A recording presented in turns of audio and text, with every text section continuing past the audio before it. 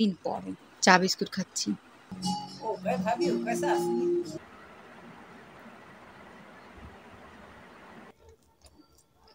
مولاي صل وسلم أبدا على خير الخلق كلهم وسلم دائما الكونين مولاي আসসালামু আলাইকুম, সবাই কেমন আছেন? আলহামদুলিল্লাহ আমি ভালো আছি। আমি নূরি বলছি রংপুর থেকে। তো মঙ্গলবার আর শুক্রবার আমার জন্য হচ্ছে ঈদের আগের দিন বা চাঁদ রাত বলাই চলে, কারণ আমি যখন তখন উঠি, যখন তখন খাওয়া দাওয়া করি, কোনো বাইরে যাওয়ার নাই টেনশন, কোথাও কিছু করার টেনশন নাই, ইচ্ছা মতন যা খুশি তাই করতে পারি। এই যেমন আজকে মঙ্গলবার, আমি এখন বাজে হচ্ছে বেলা 1:30, আমি ঘুম থেকে উঠছি, উঠে দাঁত ব্রাশ করে ভাত খেয়ে নিচ্ছি। এখানে বেগুনি বানাইছিল আম্মু সকালে, সেগুলো তো খাইনি, এখানে এখন ভাত দিয়ে খাচ্ছি। আর মাছ ভুনা এবং পানি কুমড়ার তরকারির সাথে ডাল ছিল, আমি ডাল নেইনি। তো আমি আরেকদিন হচ্ছে ভিডিও করছিলাম যে দেরি করে উঠছি, শাইনের আপু বলছে কি মা তো ভাত দিছে, শাশুড়ি লাঠি নিয়ে দাঁড়ায় থাকবে, এটা আমার কথা আম্মুকে বলছে। আম্মু বলে তো খারাপ কথা বলেনি, ঠিক কথাই বলছে, তোকে লাঠি দিয়ে ডাঙ্গানো উচিত। আর শিমুল আপুকে সেদিন আমি ফোন দিয়ে বলছিলাম কি যেন কথা বলতে, যে চা খাই না উনি। তা আমি বললাম কি যে বলেন না আপু, আমি চা দিয়ে ভাত খাই, ভাত দিয়ে চা খাই। উনি হাসতে হাসতে পাগল হয়ে গেল, বলে কীভাবে? আমি বললাম এই তো যখন ভাত খাইতে ইচ্ছা করে না আমার, চা একসাথে বানাই নিই, ভাত এক নলা খাই, চা এক চুমুক খাই। তো সেটাই আমি করতেছিলাম, ভাত খেতে ইচ্ছা করতেছিল না আমার, তো আমি ওই যে এক চুমুক চা আর হচ্ছে এক নলা করে ভাত খাচ্ছিলাম। তো আমার গত ব্লগে ফারিয়া আপু আমাকে অনেক অনেক অনেক আলো দিচ্ছে, তবে ওনার সবচেয়ে বেশি ভালো লাগে কি, ওনার ভিডিওতে হোক আর বা এমনিতে কথাবার্তাতে হোক, ওনার ছানাপোনা যখন বলে তখন খুব ভালো লাগে, মনে হয় যে বিড়াল ছানা না ছাগল ছানা। কিন্তু অনেক ভালো লাগে। ওনার বাচ্চার 1 বছর হয়ে গেছে। অনেক অনেক দোয়া আর অনেক অনেক ভালোবাসা ওর জন্য। তো আমি ভাত খাওয়ার পরে নামাজ কালাম পড়বো, একটু রেস্ট নিব, তারপরে নামাজ কালাম পড়বো। এরকমই করি আমি বন্ধের দিনে। এই যে আমি এখন চা খাচ্ছি চুমুক দিয়ে দিয়ে, এখন আবার ভাত খাচ্ছি।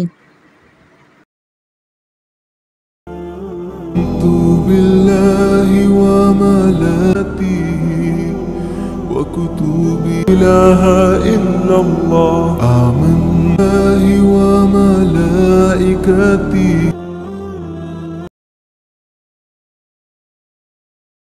The next day.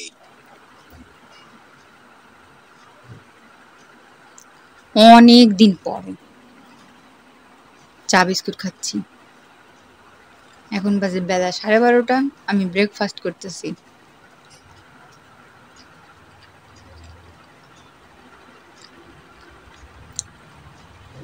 সেই রমজান মাসে এরকম ভাবে চা বানাইছিলাম, এরপর আর চা বানানোই হয়নি এইভাবে। মানে কোনভাবে, পাতিলের মধ্যে দুধ, চিনি, গুড়, চা পাতি সব একসাথে দিয়ে জাল দেওয়া। আর আমরা সাধারণত চা বানাই, চা পাতি দিয়ে চা পাতি বলকাই, চিনি আর গুঁড়া দুধ কাপের মধ্যে দিই। আমার ওটার থেকে এই চাটাই খেতে বেশি ভালো লাগে। কি সর পড়ছে!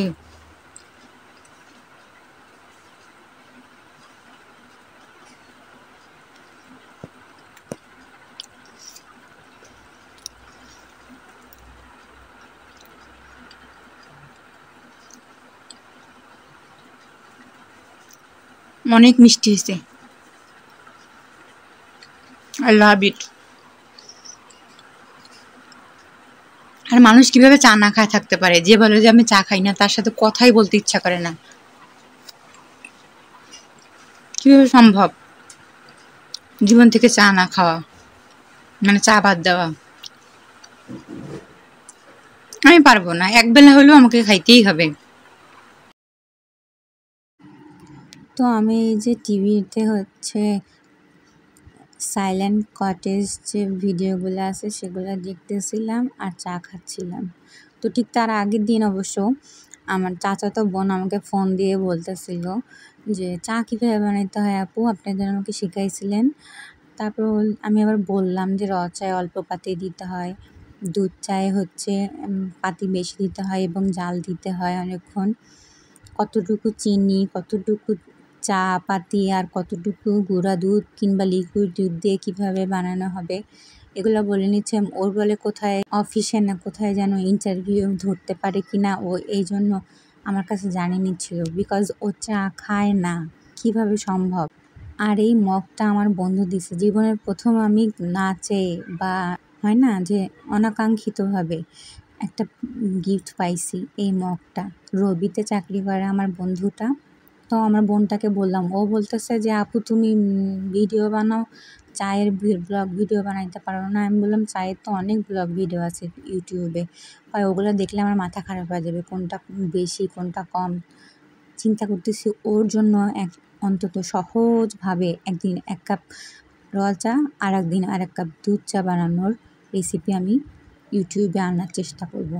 তো এটা হচ্ছে মঙ্গলবার আমাদের পাশের বাসায় সামনের বাসায় ছাদে আপুর হচ্ছে এই ফুলগুলার নাম নাকি হচ্ছে পুত্তলিকা না কি যেন বললো, কিন্তু আমি তো জানতাম এই ফুলটার নাম ঘাসফুল না নয়নতারা, এটাই জানতাম এতদিন আমি, কিন্তু আমি এতদিন তাহলে ভুল জানতাম। আপু না অনেক সুন্দর করে মানে একই কালারের টপ কিনছে, আর তারপরে হচ্ছে আবার সুন্দরভাবে রং করছে সব চারপাশে, দেখতে খুবই ভালো লাগে, মনটা ভালো হয়ে যায়। সবাই ভালো থাকবেন, সুস্থ থাকবেন, আল্লাহ হাফিজ।